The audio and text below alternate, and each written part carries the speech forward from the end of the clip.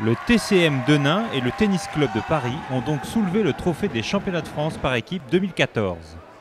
Mais avant qu'Alizé Cornet et Nicolas Mahut discutent de leur victoire ou que le joueur du TCP signe des autographes, il a fallu organiser l'événement.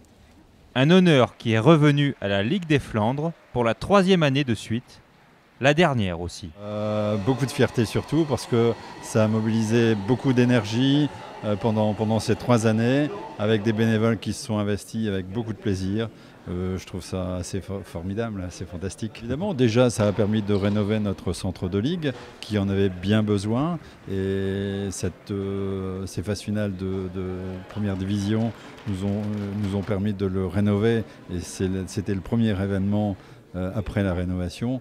Donc déjà ça, c'était assez agréable. Et c'est un espace qui est quand même relativement convivial. La qualité des infrastructures de Marc-en-Barœul a notamment permis la retransmission en direct vidéo de la finale messieurs.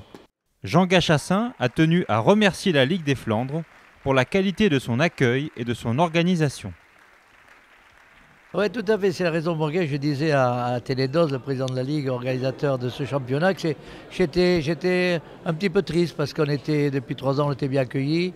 Il y avait tous ces bénévoles qui font un travail exceptionnel pour que l'organisation soit parfaite. Et je suis un petit peu triste parce que c'est fini. Et on va tourner la page, mais il faut la tourner parce que ça va intéresser d'autres ligues. Mais c'est un petit peu dommage parce qu'on était très bien. Et il faut féliciter tous ces bénévoles, ces 250 bénévoles, le comité directeur de la Ligue et le capitaine Télédos pour la parfaite organisation conviviale, amicale et professionnelle.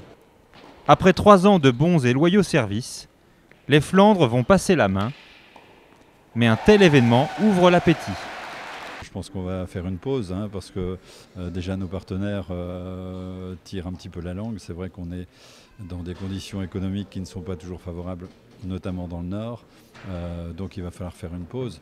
Mais pourquoi pas envisager un tour de Coupe Davis, pourquoi pas une demi-finale ou une finale ici dans la métropole lilloise, avec le grand stade qui est maintenant très fonctionnel. Je crois qu'on pourra le faire, si pas cette année, l'année prochaine.